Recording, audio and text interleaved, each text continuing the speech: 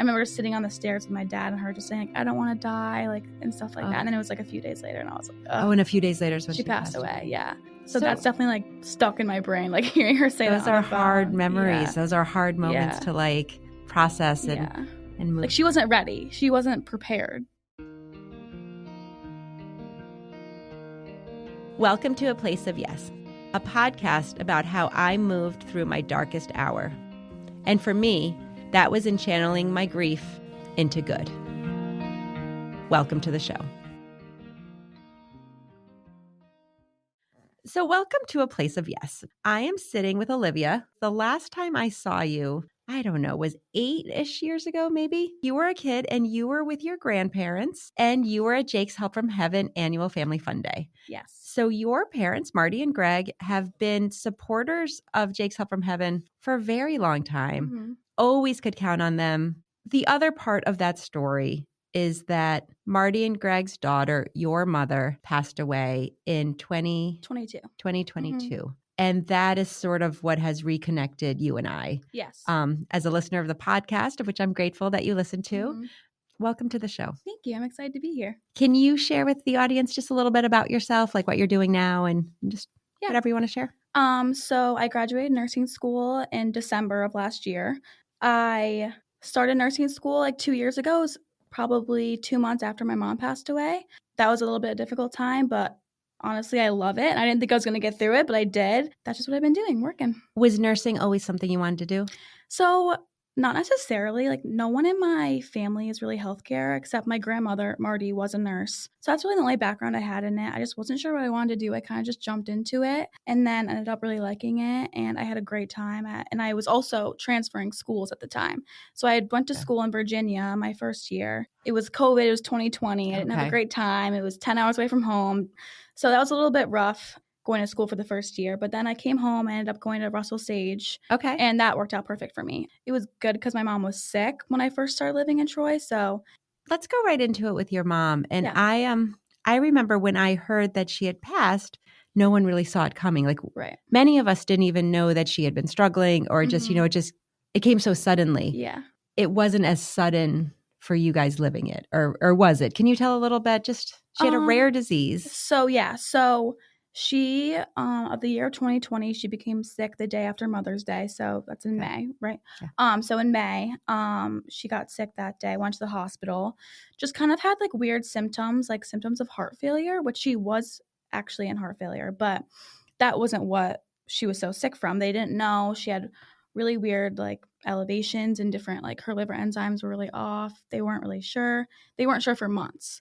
So she was just super like tired all the time, lost a ton of weight, super jaundiced. Her skin was very yellow and like her eyes, and she was just like very sick. Her and my dad were just kind of bouncing all around, like trying to figure out what was going on. Like they were getting different recommendations of places to go, people to see, and no one really knew. So it was. And you were a freshman in college at this? I was into my junior year. Going into your junior year. Going into junior year. Yes. So you were at Russell Sage already. Yeah. Yeah. So I had started in September of that year. So yeah, it was only a few months until she passed away. So it was pretty quick. And I don't think anyone really thought she was going to pass away. Like that wasn't really a thought in anyone's mind, like in my family or immediate family. Like no one really was like, oh my God, like she has this timeline. Like it wasn't like she had some diagnosis that we knew it was going to happen. Yeah. Like no one really knew. So it was kind of very sudden. And she was doing well in the hospital. And then the week prior to her passing away, she was doing pretty good. And then something happened, which at that time I wasn't in nursing school. So I didn't really know what was going on. I didn't really have much healthcare background. But now that like being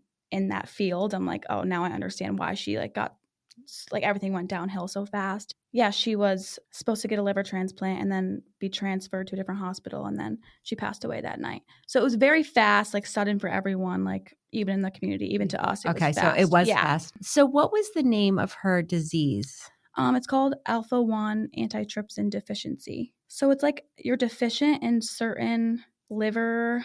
I don't really know exactly. It's very rare. It's like a genetic disorder. So she was born with it and then it just came out, or? We didn't know though. Okay. Yeah. So you would never know until. Right. It wasn't something that like you're born with and they would just know right away. It's like if your parents have certain chromosomes, that happens. So like my dad got tested for it after she passed away and he didn't have any of like the corresponding chromosomes. Okay. So my brother and I haven't been tested for it, but I would like to be.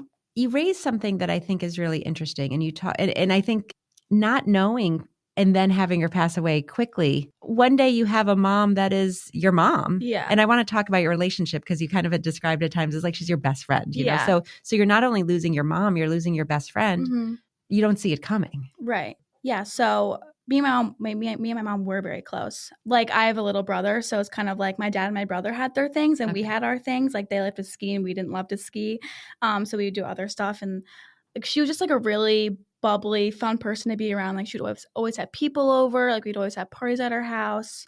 Like her job was, she was in sales. So like she was very like personable and, you know, comfortable with everyone. So yeah, we were very close. And definitely, I think about it sometimes. I'm like, would it have been better if I knew that she had 8 months to live? That kind of thing. Or if she had cancer and was going to have a year or two left. Like, I don't know if that would make it any better for me. I don't know if it's better for them to just abruptly pass away or like have this time where you're like, what am I going to do for the next 8 months? Like to make the most out of this or to, you know.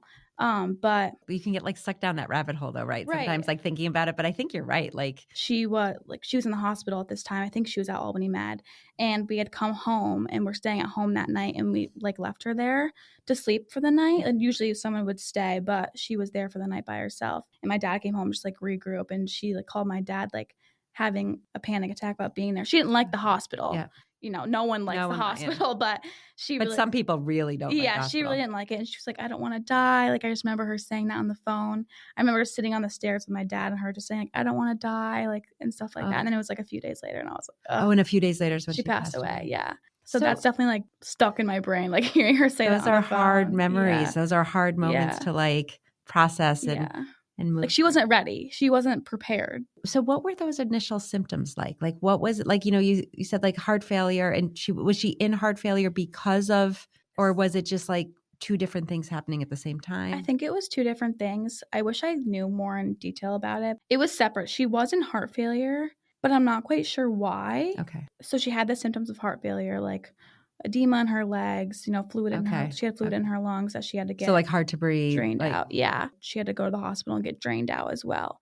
This must have exacerbated from the heart failure. From what I believe, it affects your lungs and liver, the Alpha-1, primarily your lungs when you have that, which is like the more common situation, but hers was more liver, so it was less common. Okay. So what was the timeline? So that was the day after Mother's Day, which we'll get into that because that's a horrible thing to happen around that time anyways. Yeah. It was the day after Mother's Day, so in May, and then she passed away in October. Okay, so what's that, so 5 months? Like 5-6 months, yeah. She passed away in 2022. Mm-hmm. So this coming October will be 3 years. So, okay. How is your family doing overall? Well, I still live at home with my dad. And my brother technically, but he goes to college in Pennsylvania. So he's away, 8-9 months out of the year. And he hasn't really come home often. So it's really just us two. Was your brother still at home when she was sick? Yeah, he was a senior in high school. He was a senior. So he was 17 and I was 20 when she passed away. He doesn't really like to talk about it. We don't really like get into it often, which is okay, and I'm fine with that. I don't try and like make him talk about anything. But so as far as I know, I think he's doing okay. But at the same time, like we don't really talk about it. And we are very close and we talk about everything else, except I think it's just kind of the elephant in the room. Like I was going to say, does that make it weird that like you are close and talk about everything, but like this huge thing happened to both of you? And and it's just like, it is weird. And we were together like the night she passed away, and like we were together going to the hospital every day. Like we did everything together because my dad was just living there essentially. So we did everything together when she was sick, and I would come home from Troy and stay home with him for like a week at a time because he was home alone and my dad was in Albany or in Boston or elsewhere. You had shared a story, and I kind of want to touch on all of this because there's so much family dynamics during this stuff can be so tough anyways. And you knew she was sick, but you didn't think she was dying. Right. It's just such a hard thing because we're conditioned to kind of think people are always going to get better, right? Right. Or if they're dying, that they look a certain way at all times, or there's just, or that you would know. Or they're old. Or they're old. Yeah. Or like, and even with Jake, honestly, people would say to me all the time, like, oh, you must have known this was coming because he had so many medical challenges. But we didn't. We were keeping him healthy and alive and thriving in his own way. And I didn't see it coming at all. Like the day he died, that morning, I had no idea. And I think about the story you said when you had all come home and it was like the one time that your dad came with you and your mom called and she was saying like, I'm scared to die. Yeah. What was going through your head? Like, he was sitting on the stairs. I was like standing behind him. I don't really know if he knew that I could hear what she was saying, but she would do that a lot where she would call a lot and like be really anxious by herself. And like she called him and said like, I don't want to die and like I'm not ready and stuff like that. How did he respond? Was he like just so upset? He was just like, yeah, I don't even know if he said anything. I think he was just like, do you want me to come back? Like, I'll come back. Yeah. Her passing away so fast makes it, you wish you had the more time, but at the same time, it's like, I wish I went to the hospital more, or I wish I stayed longer, or I wish I never slept there. I wish I did that. And like, it makes you like think more about life and what you're. I always wish in life you had like 3 do-overs, right? Like you just could like hit the button and be like, I'm taking one of mine now. Yeah, I know. We can't, the what ifs can kill you. Like you just can't let yourself what if. Right. But I hear that and I feel that like shoulda, woulda, coulda. Like, what do you think? Like, you said she didn't want to die. And I think many of us don't want to die, right? But did she fight really hard? Like, did she want to stay here with you guys? She was in the ICU at Albany Med at this point in October. Because they had went to Mass General in Boston on my birthday, which is in August. So they must have came home and then were home for a little and went back to Albany Med. I'm not quite sure the time. So she was home like she wasn't in the hospital the whole 5 months? No. Okay. She would come back and forth. Like something would happen in the middle of the night and then we'd bring her. Okay. Stuff like that. And then did she go back to work? Like were there moments of normalcy or no? No, she was on disability the whole time. Yeah. Okay. Luckily, it was the summer, which was her favorite time of year. So she would just lay by her pool every single day. And she was very tan. So it's the tannest I've ever seen her. So she did perks. Yeah. She did get to do something she liked. How was she like navigating her own like struggle, right? Yes. Like wanting to stay alive, like not wanting to be experiencing this, but also being really, really sick. A few days before she passed away, she was intubated and sedated. I don't know. Like no one could talk to her. Like she couldn't respond. No one could like.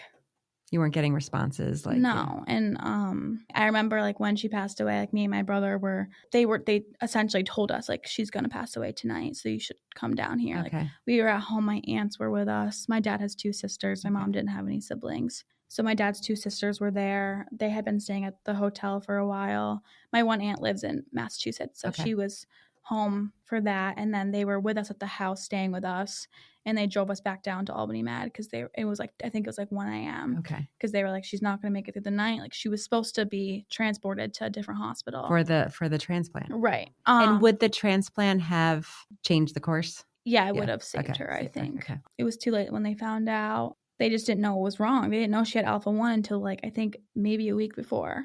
A week before she died. Yeah, like it was very. Like, they didn't know what was wrong with her for months. Okay. And then they did like a biopsy on her liver or something. They thought she had cancer, but it wasn't cancer. And then it ended up someone along the way was like, did you test her for this? And they didn't. And then someone did, and then she had it. And then I think her liver just failed, and then everything else just started.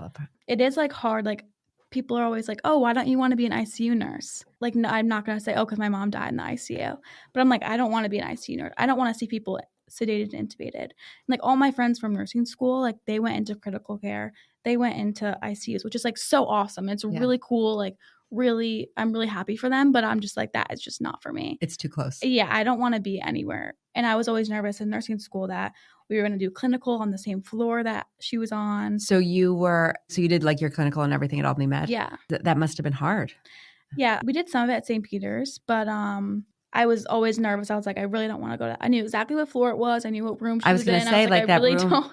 Don't. Luckily, we didn't really go to ICUs a lot in nursing school, so I'm like, I really don't want to go there, and I was really hoping I wouldn't. But I didn't run into that problem, and I wasn't really in any ICU setting, like with any patients that are intubated and sedated like that. I've seen them, but I wasn't really like taking care of anyone like that in nursing school. my first semester of nursing school started the January after she passed away, so like 3 months later. And my professor was one of her nurses. Really? Mm-hmm. Was that a good thing or a bad thing? Like, did you feel connected or did you feel like exposed? And I guess the professor, my mom liked her. So it was like the first or second day of school, and I just like felt so weird. I was like, I have to say something to her. So like after class, I just went up to her and I was like, I just want to say like, thank you for taking care of my mom. Like she really liked you, and like she knew who I was. Okay, I was gonna say, so she knew who I was talking about, and she was like apologized and everything, you know. But she was like really sweet about it. And then I was with her for 2 years, so yeah. But it was kind of like a good little full circle moment. Yeah. I like those moments, honestly. There's something about those people that are in you, with you, or with the people you love in those very critical, horrible moments. But I feel like that connection is really powerful. Yeah. And that's what's nice about being in healthcare as well. Like you kind of experience it on the other side of things. So you're in a profession that by default, you encounter more loss than other professions. How is that when you're still so raw with your own grief? Like, for some reason, it doesn't bother me. I think everyone always thinks that they're like, I don't understand. Like, even if my mom hadn't passed away, they're like, my friends who are, you know, engineers or teachers, like they have no idea. Like none of my friends from high school are in that profession. So they're like, how do you clean someone after they pass away and like do all that? And I'm like, I don't know. Like it's kind of like most of them, they know that they're going to like pass away and they've accepted it. It doesn't really bother me as much as you would think. So your mom was sedated and intubated. Do you think at the end she knew what was happening? Probably. Yeah. I don't think anyone really knows what, like, if people did you talk to her like through? We did talk to her, and I remember she was like tears were falling down her face at the end. Yeah, like that night. So were you with her when she took her last breath? No. Okay. We had left. Me, my brother, and my aunts like walked out, and then my dad, my grandparents stayed until she passed away. Okay. Like, did you made the decision not to stay, or did you? I don't think I would have wanted to stay for that. And she looked really, I don't want to say bad, but she didn't look good. Look like it wasn't mom. Like, I don't think it was very comfortable for us to be in there, which like, I feel like that sounds bad saying it out loud. No, it doesn't. But like, she's discolored. Like they don't, like, you're so sick if you're in that situation in the ICU. Like you are very critical, and she was very critical. And there was like nurses surrounding her, like multiple. I remember that. And like doctors in there. Like I remember all that happening and just being like, I don't really want to like sit in here. You know, and some of those images are just, you can't make them go away. I'm so sorry, Liv. Like it's so, it's hard. It's hard when we lose the people we love. It's hard when we lose them unexpected. You know, you had this, it's your mom, and in 5 months she was there and then she wasn't. And right. It just sucks. I know, it does suck. It just sucks, it's right? Not the way it's supposed to go. Like, it is 20, not the way it's supposed to go. You're still supposed to like call her up and be like, hey, guess what happened at work today? Exactly. Or whatnot. Like, you know, when something like this happens, right, it changes the course of everything. Right. The things that you even take for granted, right? But like it impacts your friendships, your relationships. Yeah, so for sure. There's 2 places I want to go. I want to talk about like friendships and have you had some friends or do you have a boyfriend? Yeah. We're recently dating. Oh, okay. So, he didn't know my mom. I had a boyfriend before him months ago, but he also didn't know my mom. Okay. So, is it weird having boyfriends that didn't know your mom? Yes, it is kind of weird because like I meet their parents and I'm like, they meet my dad and that's fine. And my dad's great and very like friendly and like very nice guy, but it's just like, it's not the same. Like my mom would have made it very different. Made it comfortable. Impression on them, I think. And I think my dad probably thinks that too. He's like, he probably wishes that she was there to meet them and stuff, and it wasn't just him. And that like has been like a little bit of like hard for me with relationships. Like I feel like I put a lot of people before myself or like people's feelings before my own. So when people haven't like shown up for me or haven't been there on days that I needed them to be, like my mom's birthday or like her anniversary, and they just don't show up for whatever reason, that just kind of, you know. You hate them. Yeah, I'm just like, I don't. Like I don't even know a word to use. I'm just like, I don't even, like it's one day of the year, you know? Like it's like, not, don't it's not forget difficult. it. Yeah, it's not hard. I'm right there with you. I am so petty. in my 51-year-oldness. Like I wasn't always this petty, but now I'm petty. Mm-hmm. I have like, I don't write it down, but I have a mental list of like people that don't that December 8th. It's one day. Yeah. My kid died. It's December 8th. Yeah. That's my brother's birthday. Oh, is it really? Yeah. So random. That is random. Yeah. And it literally send me a text with like a heart emoji. Show up for 5 minutes. Like it wouldn't like even I matter. don't even need words sometimes. Like it can be a heart emoji. Yeah. It means that Jake entered your mind and you cared enough to remember because you know how big that is. Like, you know what I mean? Like that's all it is. It doesn't even have to be like a phone call or like. No, or like don't even have to come to my house. Like you can just, that has been like hard for me, like in relationships and stuff. My friends are really good and they're really good about it and they've like been there through everything. I've had the same friend since I was in elementary school. Which is awesome. Yeah. I love that. Yeah, they've been through like it all. But yeah, it's like with people coming into your life and then like you let them into your life, you tell them everything that happened and they think that you think that they would do more than they do sometimes. And it's like upsetting. How do you tell new people? When do you tell people or how do you tell people and how do you decide when to like disclose? If it's someone that like I'm just like briefly chatting with, I don't really know that well, I'll just say that if they're like, oh, how's your mom feel about that? I'm like, oh, she's whatever. I'll just make it up. Loves like it. The other day, like I told someone my brother was coming home from college. They're like, oh, your mom must be so excited. I'm like, yeah, she is. Like, I'm just going to leave it at that. I don't like, you only know me at surface level. Like I don't need to get into some, or make them feel bad. Cause then they're like, oh, like I just said that. And now I feel terrible. Well, cause then it is. It's like, sometimes I've done that. I was like, oh, my child's dead, Yeah. And you're like, like someone at the grocery store. And I'm like, okay, Heather, you didn't need to do that. Like you just totally F them up for the whole day. Yeah. But like people that I like have a stronger relationship with, like I will say that. Like I remember on the first date with my current boyfriend, he was like asking me what my parents did for work. And I was like, oh, my dad, like, blah, blah, blah, blah. He's like, oh, okay, how about your mom? I'm like, well, and I was like, well, she passed away. And he's like, oh, then I felt so bad. I'm like, I'm sorry. I don't want to lie to you because I'm dating you. And it'll get awkward in like a month if I'm like, oh, by the way, remember what I said? Yeah, like she's actually not You're not going to meet her. Yeah.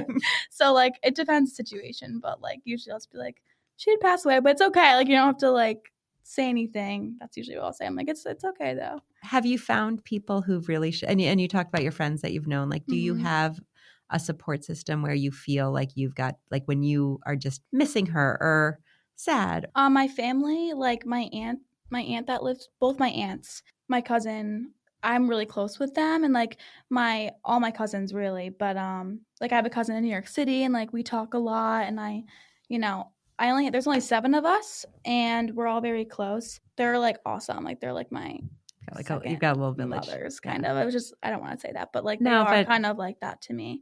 They like fill that void a little bit. And yeah, like I'll like go over to my aunt's if I'm like having a bad day and just talk to her about like whatever. If I'm having like some sort of issue in my life, like I'll just talk to her. Like sometimes it's just easier than to like not easier than to go to my dad, but like it's just like someone different. It's not. Relation, yeah. So how is your dad doing? I did want to talk about that. When we had talked before, you had talked a little bit about like having to kind of be strong and, how long were your parents married? Like 20 years. So a long time. Years. Yeah.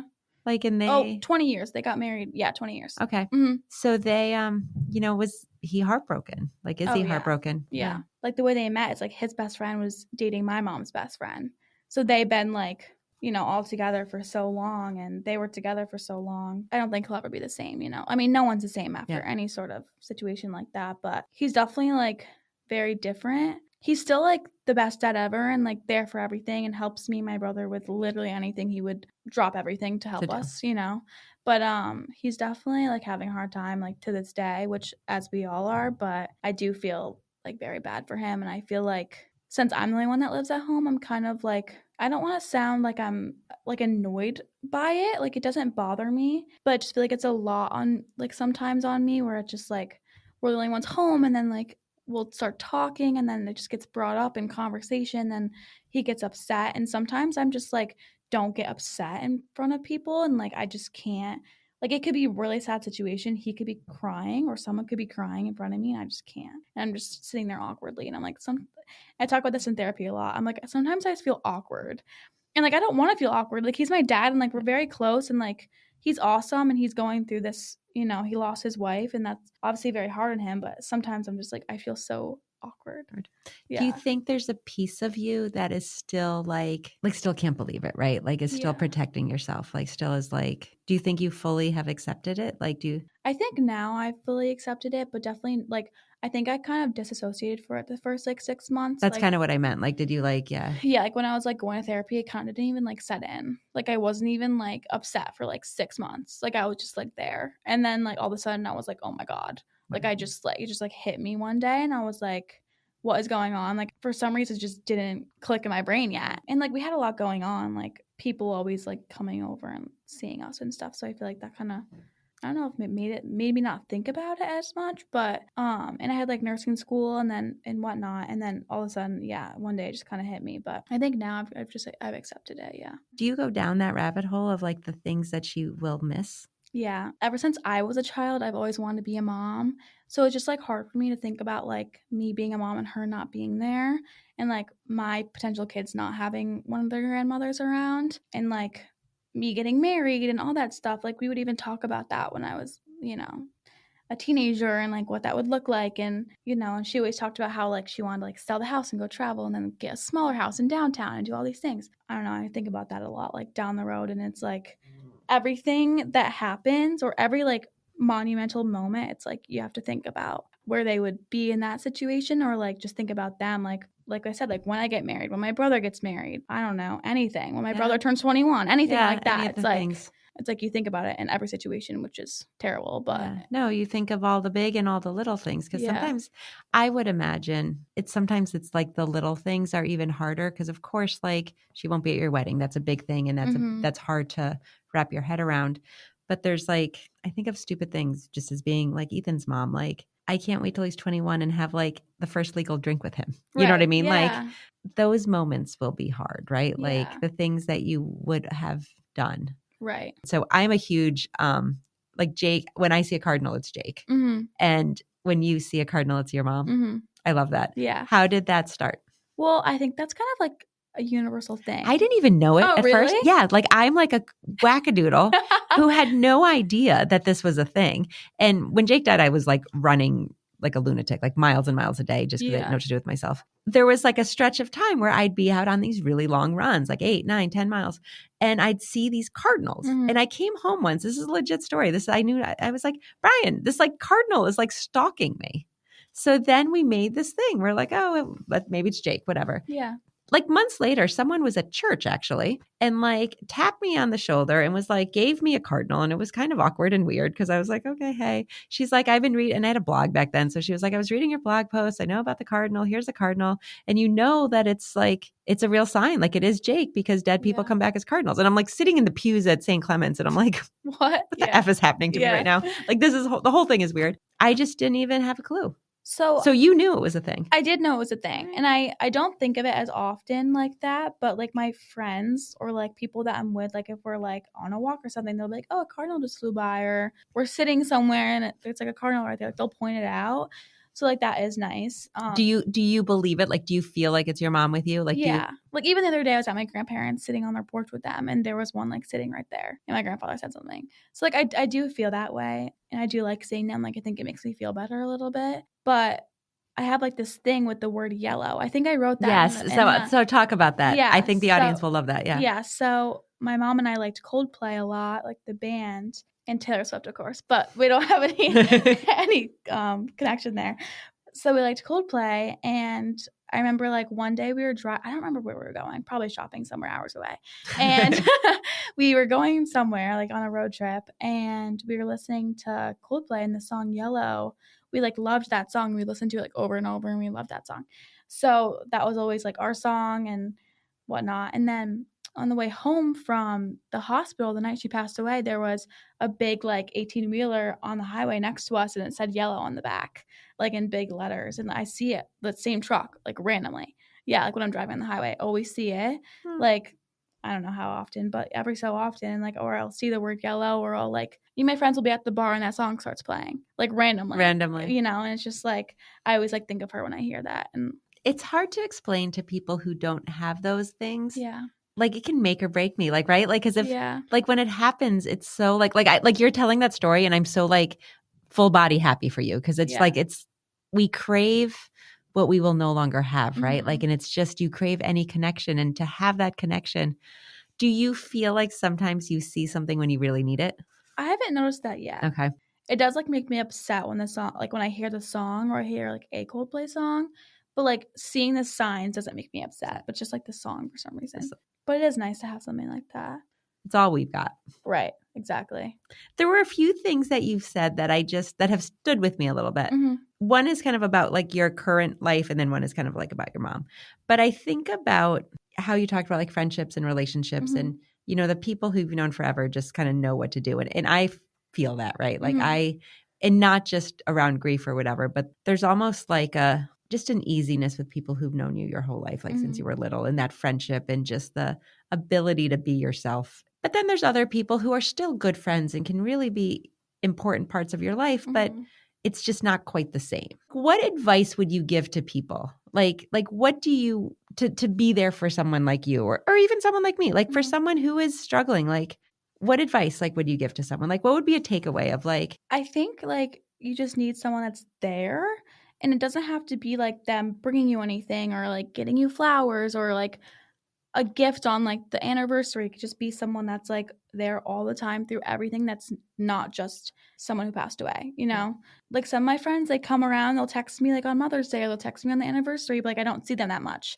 So it's like that's nice. It's having those people that just like think about you on those days, and like even just send a text if they're miles away. But it's also people that I think just feel awkward and don't know what to say, which is also fine. I wouldn't really know what to say either. And people always ask me like, should I be saying I'm sorry? Should I be saying like, how are you? And I'm like, I mean, I don't really know what to say either. I'm like, I feel like when people say I'm sorry, I'm like, thank you. Like, I don't know what to say sometimes, you know? But it is awkward in like every situation. But yeah, I think just having those friends that are just there through it all, like every step of the way, like no matter what, and they're just present. Doesn't have to be anything crazy. No, and I mean, I think that's the takeaway, right? Like be present, like be there, and you don't say something because you feel like you have to say it, but just be there, like make your presence known. Right, and like come to the events. Like every year we do a cocktail party for her on like the day that she passed away or like the weekend after. So it's just like showing up to that, or just like being there for an hour. It doesn't even matter. Like just stuff like that, like making the effort to be there.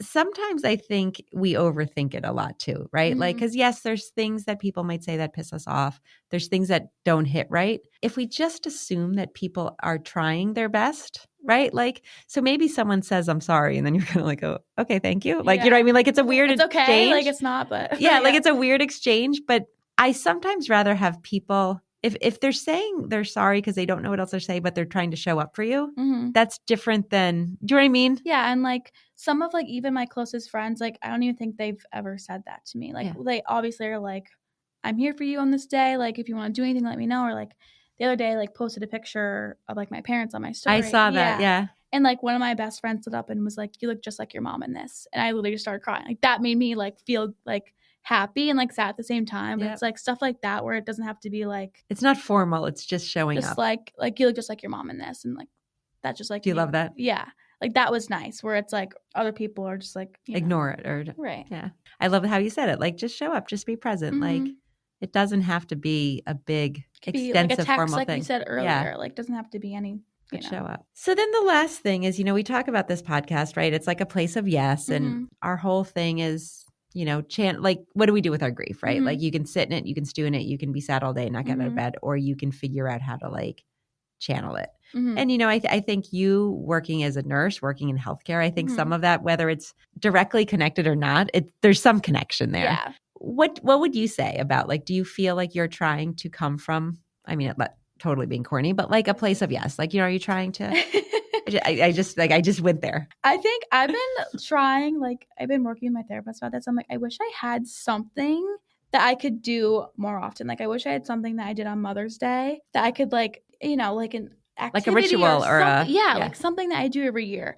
Like we do the cocktail party for her like anniversary, and like all my tattoos are for her. I'm glad you said that. I wanted to ask you about your tattoos. Yeah, so they're all of them besides one are for her. So I only have 5, but that is like a way I kind of did it, and I liked that I turned it into that, because like my dad was kind of like, oh, you're gonna get tattoos, like we're not a big tattoo family. I'm like, well, it's for a good reason. He's like, all right, but yeah, I love my tattoos. Have tattoos all over that are all Jake. Yeah, it's like I love tattoos, and like it's nice when people ask you, like, they're like, what's the R for? Like, my name's Olivia. Like, people are like, yeah, what? They're going to say, yeah. Yeah. Or like, my Starbucks pickup name is Rachel. Is it? Yeah. So I love that. So, or like anywhere, like Dunkin', like when I pick something up, it says like Rachel instead of my name. So like, so I do like little things like that, but I wish I had something like big I could do every year. I've been thinking about it, but I don't know. I haven't come up with it yet, but it'll come to me one day. It totally will. And those are great ways. Like that's keeping her name, like people saying her name, it's keeping it present. It's making it puts a smile on your face when you go get the coffee. I actually love that. I think that's awesome. Yeah. I actually saw another girl. She's like a influencer in that realm. She like doesn't even live here, but her mom passed away when she was in nursing school, and she's also a nurse, and she did that. So I was like, oh, that is so smart. I'm going to start doing that. I love that. Then, I started doing that. And I like that. I did that. Sometimes they don't have to be these big grandiose gestures, right? Like they're just these little ways of like keeping our people like in our circle, like keeping them with us. Yeah. So if anybody listening to our episode is kind of in your shoes, right? Like just going through it, having lost someone important, do you have any advice? I think the best advice I would give is that like you will be okay and like you will get through it. It seems like in the moment, like, you know, it's the end of the world. Like you don't like, what are you going to do? How are you going to move forward? How are you going to live your life without your mom? Like, especially if you're younger and, you know, your mom's supposed to be there for all these important moments. It's like, what do you do? Like, how do you move forward? But you get through it. And you do. And it seems like you won't, but you do. There's the light at the end of the tunnel. Like we said, like finding things to remember them by and, you know, include them in, like have their presence and stuff, like the cardinal and stuff like that. Like you'll find stuff to find connections. Yeah, connections. Thank you so much. And thank you for being on the show, Liv. It's been so nice having this conversation. Thank you for listening to A Place of Yes. Please follow us wherever you listen to your podcasts. If you really like this episode, please share it with a friend. It would make a world of difference if we could just reach more people and share the work that we do and the stories we want to tell. Thank you so much for watching.